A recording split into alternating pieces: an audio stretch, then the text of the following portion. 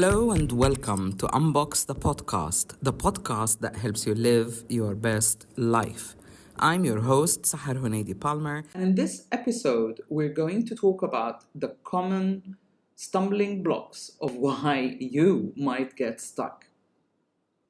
In the last episode, we discussed one of the major issues that clients worry about or wonder about, which is, what is my life purpose? It seems to me as though unless they receive some kind of reassurance that they are on track, that this is their destiny, this is what they're meant to do, this is the person they're meant to marry, or the country to live in, or the house they need to buy, and so on, they don't move forward. But life isn't really like that. And most of my work is about shifting their mindset, allowing them a different perspective on life so that they can act differently. Why? Because everything is controlled by our mind. Controlled, I mean your mind is the master. Your mind is in command of how you react, how you feel, how you interpret those feelings, and therefore your belief system forms, and therefore you make decisions based on what you feel and think. So unless we're aware that we can transcend that by having a different point of view, we are going to remain stuck forever on the Ferris wheel, going up and down, going through the same thing, and then complaining that this is not the life that I signed up for. So I want to change all of that.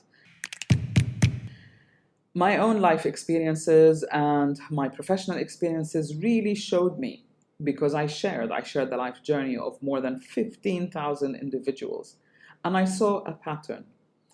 And I think it's part of the human condition that unless our brain knows we're safe, we do not take a step forward.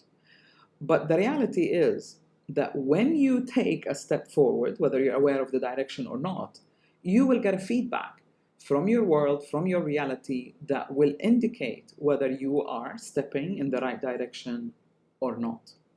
So instead of getting stuck, instead of overthinking, which will make you spiral down the rabbit hole, you actually need to act, to take a step. I very often use the example of when you're not really sure whether to dive in or not, if the water in the pool is too cold or too hot. You dangle a foot, but you need to dangle a foot. You need to jump in, otherwise you don't really know.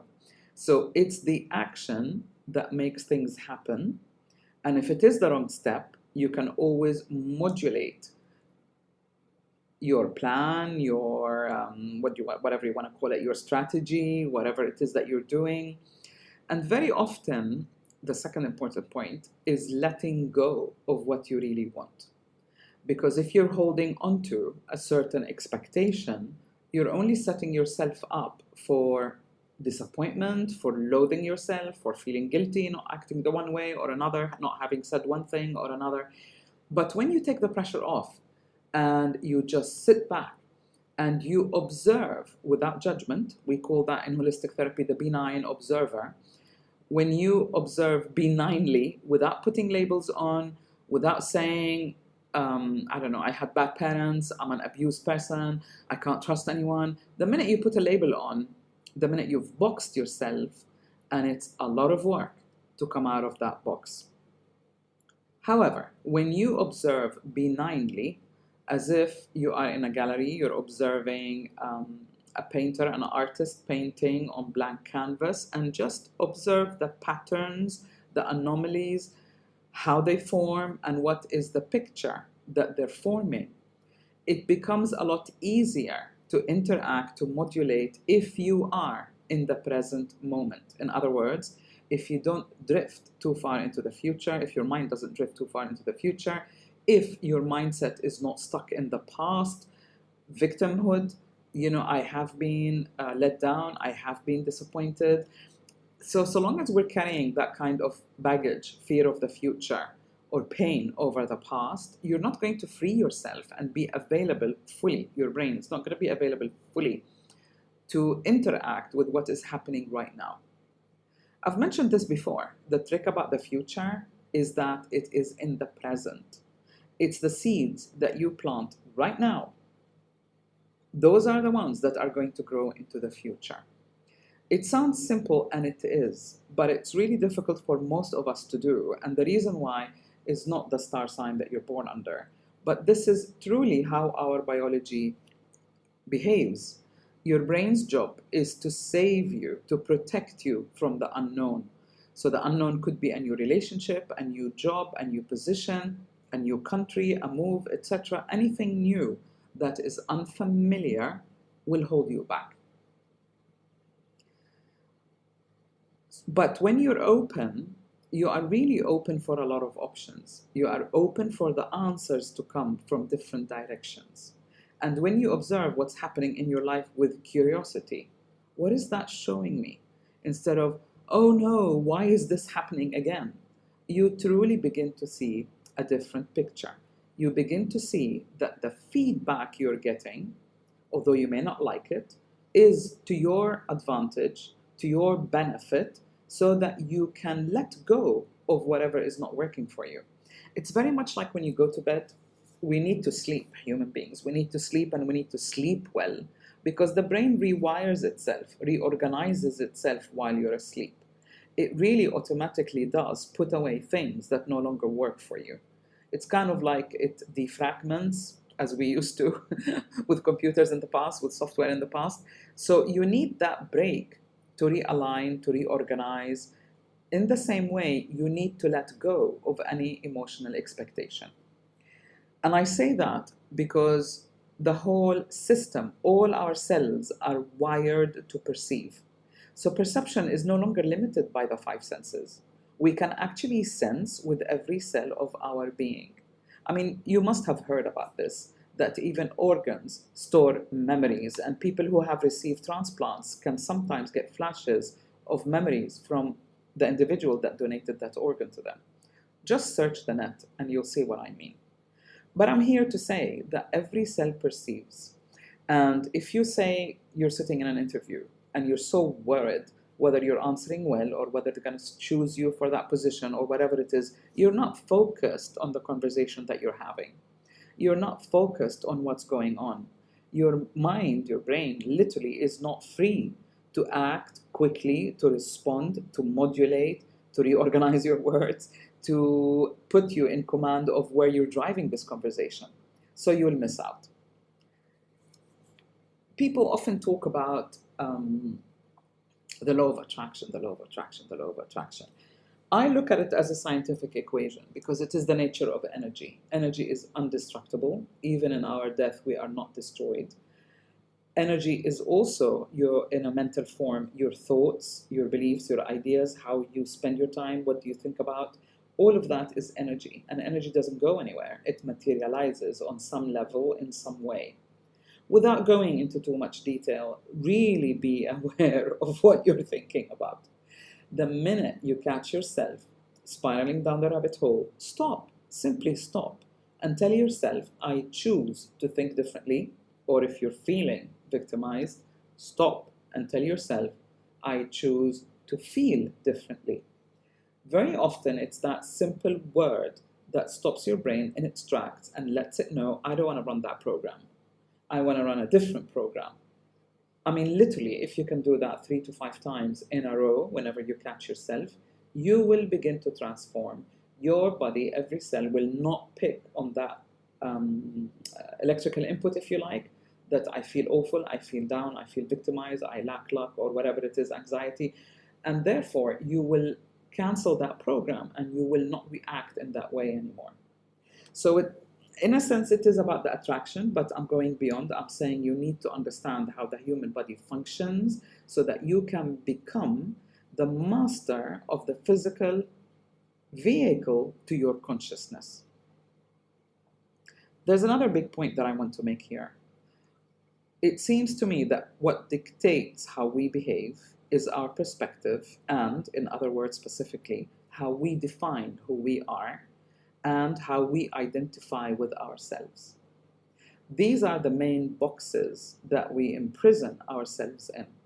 So if I perceive myself in a certain way, or at a certain level, or because of the money that I have, or the success that I've enjoyed, you're paying attention to a materialistic identity that associates with the lower self, or as they call it, with the ego.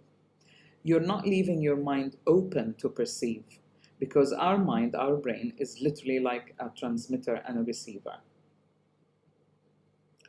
So your brain is like the TV, and your mind is like these satellite channels. So the brain will project to you whatever thought you're picking up. So your mind and your brain are not the same thing. And this is important because the brain is part of the vehicle that you're running, but your mind is the master driver. So your mind belongs to your consciousness, which all of it is not in your body. There's only a small amount of our consciousness in our body. If that's new to you, let me know. We can expand on this concept. But this is the thing that, whether you believe it or not, if you adopt that kind of view, you'll begin to see things differently. Who is in command? And it is your mind that is in command. I remember, about 32 years ago, I read an amazing book, very long book, that was called You Can't Afford the Luxury of a Negative Thought. And it kind of like took 600 pages to understand that you literally cannot waste energy thinking negatively. And yet we do. It's like a dog with a bone. We can't let go of that thought. We need to understand, why did she leave me? We need to understand why he no longer loves me, etc. And then this is, again, where we begin to dig a big hole for ourselves, and then it takes so much to come out. So your physical body, literally all the cells and all the organs in all your body pick up electrically what is happening as sensors that feeds your brain. This is how, in a very simple way, this is how our bodies function. And you store that memory. You store that memory because your muscles need to learn, for example, don't lean too much to the left, or don't leave to the right, or don't come too close to that person, and so on. Then you have a feeling. So this inputs in the body, the input that goes into the body begins to stir some emotions within us. These emotions are the result of your brain answering your physical body by sending signals to the right glands, to the right hormones, to activate you, to move you in a certain way, to activate your reflexes, if you like. If the same situation or a similar situation keeps repeating itself, you begin to form a belief around that situation. So we move, I call them the 4 dimensions of change. We move from the physical body that senses all experiences. These experiences trigger an emotional reaction. If the emotional reaction, or if the experiences is repeated and the emotional reaction is enforced, it will begin to form a belief system. I don't like him. I'm not going to be close to him. Or I'm hurt by relationships. I'm never ever going to have another relationship again. Or I lost my husband. I'm never ever going to open my heart or be in love again. You can apply to whatever experiences you're going through. But this is how it works. And once we have that belief, the next, or the third dimension is your mind. Physical body, emotional response, mental response, and finally, the 4th dimension is accountability of your actions. So if you pick up on something, you repeat the emotional response is repeated, it begins to form a belief system, and that belief system dictates the decisions you make. And together, these 4 dimensions interact. They interact and they modulate each other. Whether they enhance each other or make each other worse is up to you. What controls all of that is your perspective. So when you go through something, positive or negative, what I suggest you start doing, instead of asking, why is this happening to me? You can begin to ask, what is this showing me? It's a totally different question that can lead you to a totally different outcome. And according to how committed you are to reflect on your experiences every day, I just mean contemplate, reflect in a benign way. We go back to the benign observer. Then you begin to see the patterns of what is causing you the struggle or what is causing you to get stuck. It's a complicated thing because the human beings are more like a matrix. We're dealing with consciousness, we're dealing with the conscious, we're dealing with the unconscious, we're dealing with the actions, belief system, emotional state, old memories, physical aches and pains in the body. And what really helps me to sort all of that out is my intuition. I listen and I tune in, and I can feel, sense some patterns, energies, where they're stuck, what organ hurts more, or where is that memory stored, and so on. It's like it happens so quickly. But I just need to be so focused that I listen and I can tell from that vibe what it is that we need to unbox together or what it is that we need to do. And it is not difficult. Many of my clients just shift within 3 sessions. Really, it isn't. What is really difficult is to face the person in the mirror, to be truthful, to be honest with yourself, to truly admit to you, who am I, to yourself, who am I, and who is in charge. And once you're truthful and honest with yourself, if everything begins and ends with us, then it is us individually that we need to work on ourselves, because the single individual sends ripple effects to many around us. And this is why I'm so passionate about helping people, leaving something behind. And I hope these podcasts will run even after I'm long gone, because I've been there. I've been really stuck. I sought advice and nothing resonated with me. It felt like a generic advice that it wasn't meant for me, and it didn't help me become any clearer about what decision to make and which direction to move in life. And in the last 32 years or so, it really became apparent that this is an interactive game and we need to keep tabs on ourselves. Many people ask me, like, do you go through any problems or struggles? Now, yeah, I do every single day. They're on a different level. They are in a different way. It's more about like fine-tuning, building up your resilience, learning to let go of the outcome, learning to be objective and to see things as they are. There is nothing personal. Everything begins from within and is reflected outside. And when you realign, clean up, reset what is on the inside, life begins to change on the outside. I hope this has helped you see things differently. Please get in touch. Let me know if this has been helpful. And remember to subscribe and leave a review if you have time. It's just good karma. Take care for now and see you in 2 weeks. This is Sahar Huneidi signing off.